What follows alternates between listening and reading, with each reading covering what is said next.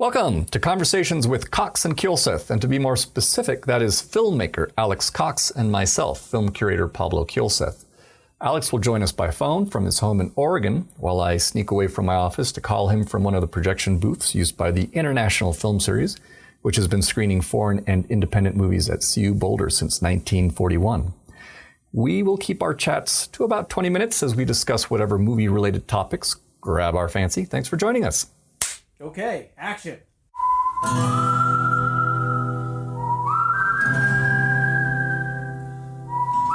So, I just a quick little Colorado update for you, Alex. Since you've been in Oregon now for I don't know, it's like 5-6 years since you moved back from Colorado. Well, we never really left Oregon. We always had the place in Oregon. I think Todd's been in Oregon for about 30 years, and I've been here for about 28 years, on and off. Well, I bet you actually that Oregon is similar to Colorado insofar as that I found out that on April 2nd, the Colorado Bureau of Investigation announced that it had received 25,468 background checks for gun sales in the previous week, which is a 227% increase from the same time frame in 2019. You know, when I heard someone joke the other day that in today's environment, when one person sneezes, it causes 100 to rush out and buy toilet paper. Apparently, the same goes for guns. And I think it more in Colorado probably than Oregon. I think in Oregon, everybody's already got their gun unless they don't want one. You know, whereas I think in Colorado, there's like both the newcomers to the state who are catching up, and also people wanting to augment their gun collection with the latest. You know, you got to have an AR-15, but then is that enough? You know, you also need a handgun, and what type of handgun? And then there's the ammunition issue, hollow points or regular, you know? Yeah, well, speaking of guns, difficult to make all these choices. I thought it was fascinating. I remember with the coronavirus going around the world, and one of my thoughts was like, oh my God, what's going to happen in these poor areas like in the favelas in Brazil, because those places they're also everyone's stacked on top of one another. And I read that the deadliest drug cartels in South America have actually taken it upon themselves to enforce curfews and social distancing because they're saying that if the government has no capacity to handle this, organized crime will.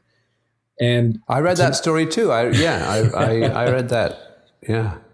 And that is my segue, of course, to the fact that I don't know if you had a chance to see it or not, but as I mentioned, the IFS has partnered up with some small distributors. And if you go to the internationalfilmseries.com website, you'll see places where you can actually watch some movies from small distributors and places like Kino Lorber is offering through a digital subsidiary that they call Kino Now, a platform where you can watch something like BACURAU, which is puts a Brazilian twist on the oft revisited and reinterpreted short story of The Most Dangerous Game that originally came out in 1924. And I did watch it. I did on your recommendation.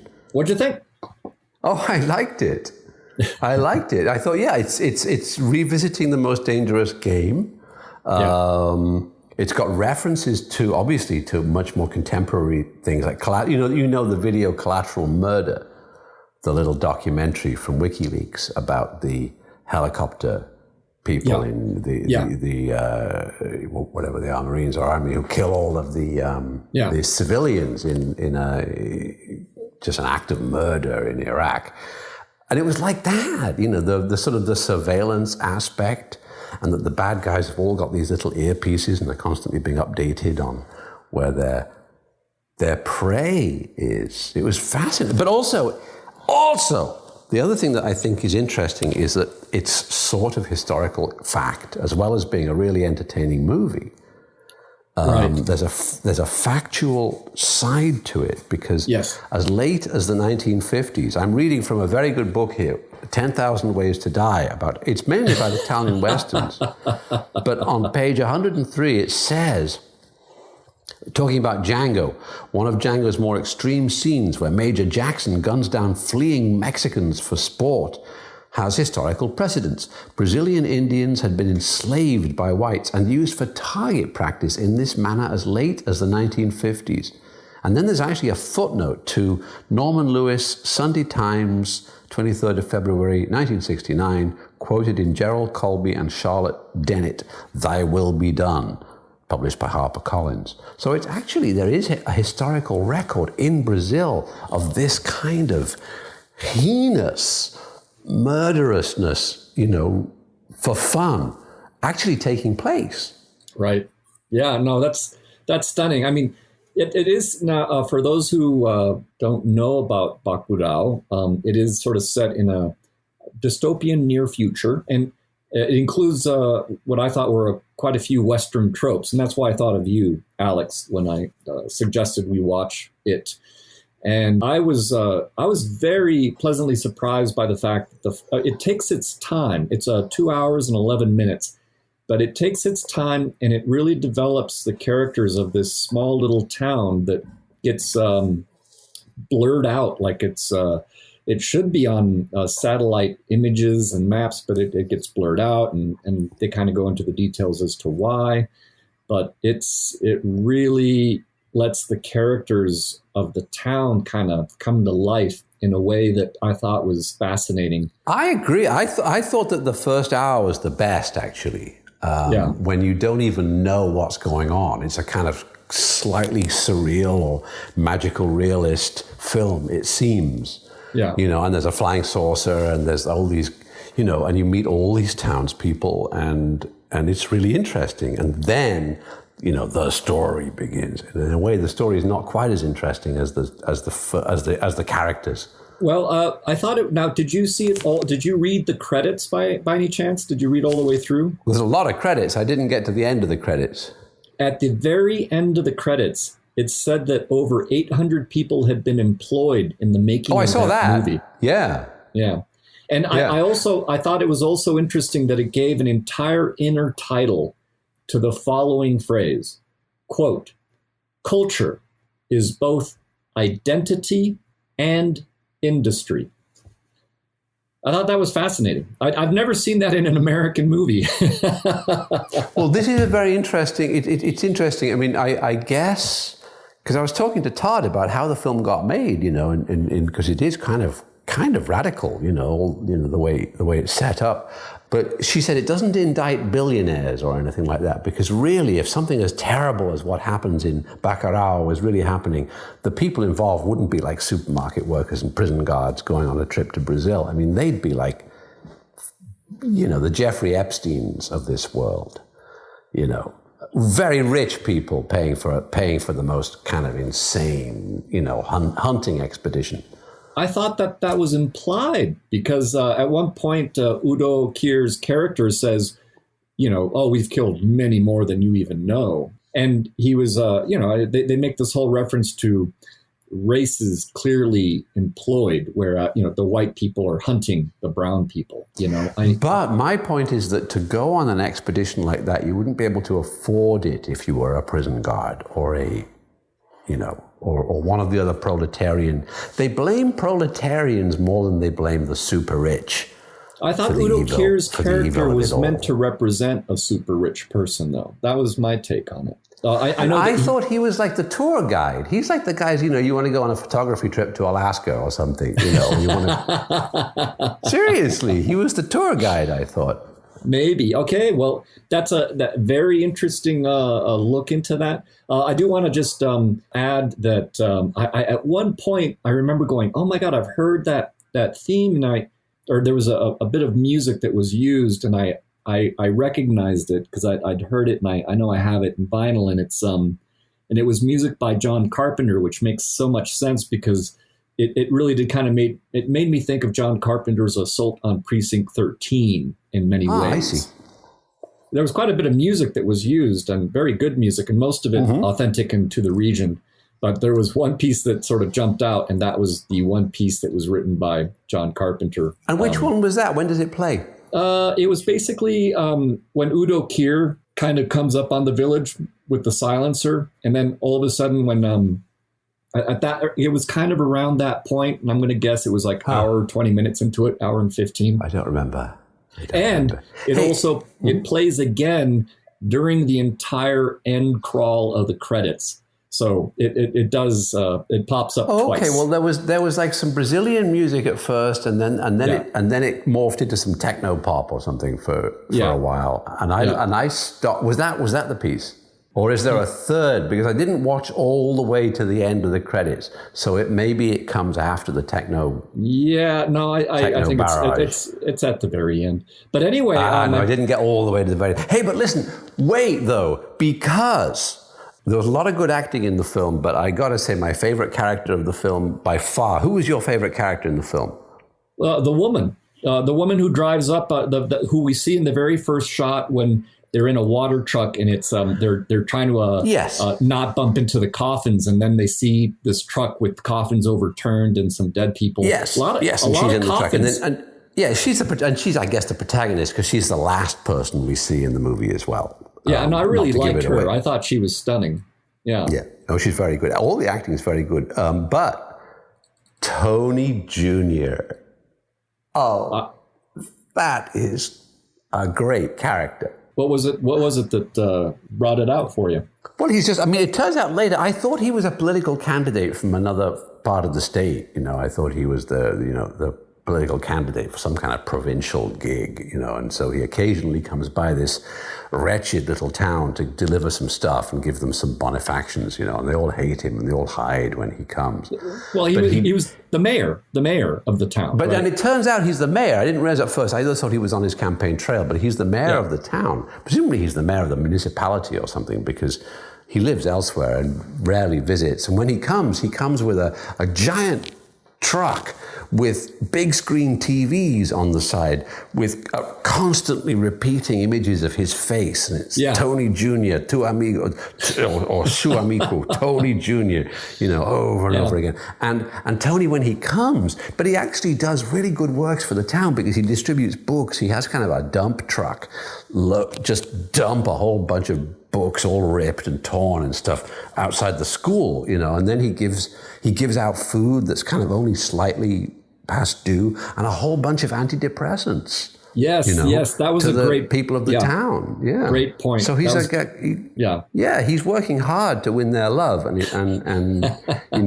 he's really rewarded at the end of the movie. Awesome. Yeah, no, I agree. That was actually a very memorable character, and with a lot of good moments. Now, I'm going to use this moment right now to say that I've been talking up enough of our time, and Jason has been patiently sitting in here, and we wanted to bring him in because the last time you and I, Alex, talked, you said that you would like to talk with Jason. A real person.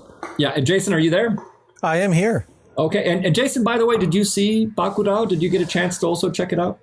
Yeah, I watched it with my girlfriend last night. Wasn't able to get it working on my Xbox, but I was able to get it on our laptop. Good. And what do you think?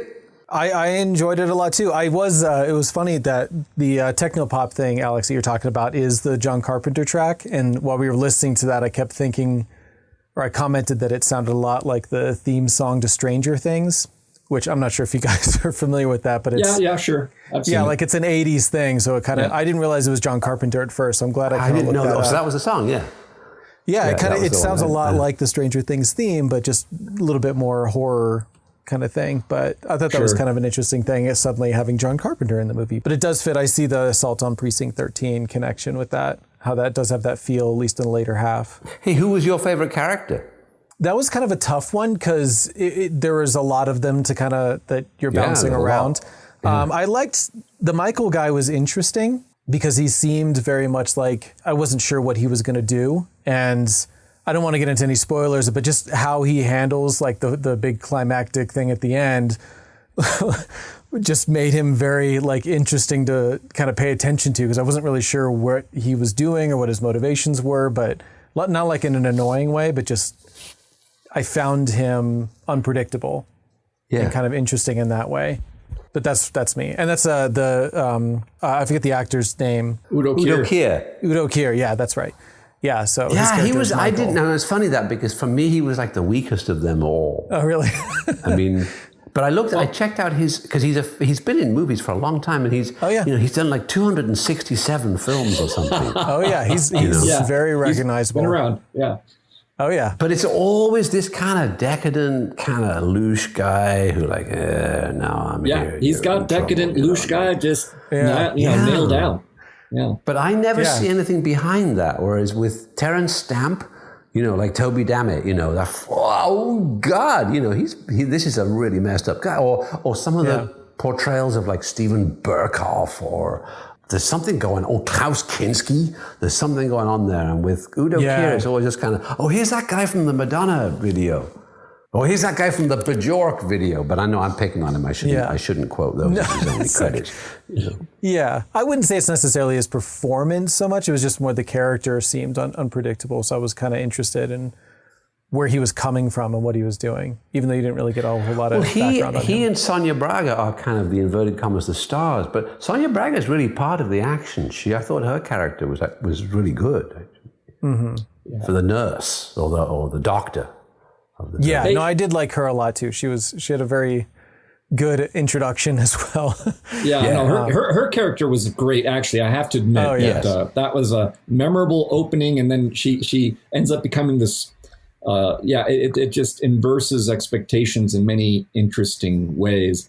Alex, do you feel that this would be an interesting double feature with Sam Peckinpah's The Wild Bunch? Well, yeah, if you had 5 hours to spare. True. Well, we've all got that kind of time these days. Yeah. Now, speaking of time, we only have about 4 minutes, so I'm going to... Well, no. I want to give Jason a chance to jump in about Repo Man 2. And Jason, did you have a chance to read over Alex's script? I did, actually, yeah. I know it's I think it's the 7th draft. Seventh draft, and that's just the 7th draft of The Wages of Beer. There was a previous version called Beer Run as well. So it's gone through some changes, but no, I did actually get to finish it. But I know, Alex, you were talking about the ethics last time as far as like doing a crowdfunding in this time of cholera. Yes, which my perspective on that is kind of that I don't know that there's necessarily much of an ethical concern, just because I think that I've seen a lot of other people are kind of doing some kind of crowdfunding things like that for their own artistic projects. And I think it's great that people are still, keeping motivated and keeping engaged and doing these kind of things, and people need their distractions. My only concern with it would just be that because there's so many people out of work, I don't know that it would be as successful. That would be kind of the concern, is that people maybe don't have the funds that they normally would to be able to support a project, even if they would be excited about it. Yeah, I think that's and also the amount of money that we would need to raise. We'd need to raise a lot more money than we raised for Bill the Galactic Hero. Yeah, well, yeah. And, or Tombstone. But I can tell that based off what I've read, it definitely seems very ambitious, which I love. I think that's great. And I'm always curious how you're going to have these things look, but yeah, I definitely would need some money behind it. And that would be my only concern, is that you have a limited window, and people may want to support it, but they wouldn't necessarily be able to right now. I think even if they did, we'd have to be, because we'd be looking at like $1 million or $2 million or something, Yeah. And that's the low road. And then could we raise that? I know some people have raised those kinds of sums on the internet, you never know. It's comparatively rare. Maybe the other possibility would be to leave it with a very long window to say, okay, well, we need $1 billion, but we've got a 90-day window. So, because it's such a big sum. I think we're in a mess that's going to last longer than 90 days, though. I agree. But I think what we're talking about is that whether or not people are completely broke, they're not going to invest in anything. But someone who's got enough money to spend on Bacurau for their entertainment has got enough money to put $10 into Repo Man 2. So the question is, if over 90 days enough people who can afford $10 will hear about it and say, oh, I remember Repo Man. Shit, here, Yeah, you're always kind of running that risk regardless, but it's hard to find the perfect time for it. And arguably there never is. a perfect time to run something like that. So, and we could, in theory, get kind of a lot of, we could even get casting done. If we were raising money, we could start, if we knew we'd raised X amount of our goal, that would both push us, that would be a big incentive for somebody else to come in as an investor, but it would also, we could actually start going out to actors. So then it might become exciting, because that's the kind of thing you can do in a time of plague. You can still contact an actor's manager and say, is your client available once they let us out of quarantine? Yeah, and I'm sure a lot of them are be excited to get involved in projects. Yeah, because everything's so uncertain. If you have a project going, suppose somebody was in a series, or imagine you just started like an independent feature and you got 2 weeks in and then boom, this happened. Yep. And insurance doesn't cover it. Yeah, it's common right now. A lot of people are in that. I have a lot of friends that are in pretty much that exact situation where I'm in that exact situation where I was getting ready to start a web series, and it's just like, okay, well, this is going on, so you kind of have to put that on hold. Yeah. And it gives you time to work on it. And then when we get let out, are we going to be able to recreate the things that we were working on? Or is a lot of stuff that's going to get abandoned and new stuff begins? Who knows? I think it gives you a chance to kind of to alter things and improve it. You got all this time and you can sit there and make the right kind of tweaks. You're not as pressured. That can be a blessing in disguise. I think so, in a lot of ways. That's what I keep saying to Pablo. That's what I keep saying to Pablo. Pablo goes on about all the guns that people are buying, but think of how beneficial that is to Ruger and Remington and the gun manufacturers. There's a silver lining, Pablo, in coronavirus. Surely. If you're looking for it. The only people that I want to see shooting anything right now are filmmakers such as yourself. So I would certainly rather people buy into making a movie rather than buying ammunition to hoard food and to me, that's the no-brainer. But I'm in my bubble here in Boulder, Colorado. So no, I agree with you. You're quite right. I think, Alex, you're going to get support no matter when you do it. But well, let's see what happens. But it's good to keep thinking about it, and the morality. At least we can share this moral and practical quandary with anybody who listens to this podcast. Yeah. Indeed. And hey, Jason, thank you for joining us. Thank you very much. Of course. We might have you here as an ongoing third party for the next episodes to come too. So keep it the steady.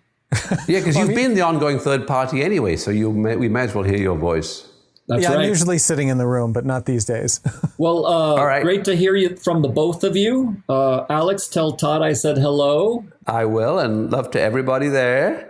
Yeah, Jason, tell Crystal I said hello. Will do. And take care, guys. We'll talk later. Yeah, it was great to hear everybody. All right. Likewise. Okay. Cheers. Ciao. Bye. Bye. And cut. Okay, that's a wrap.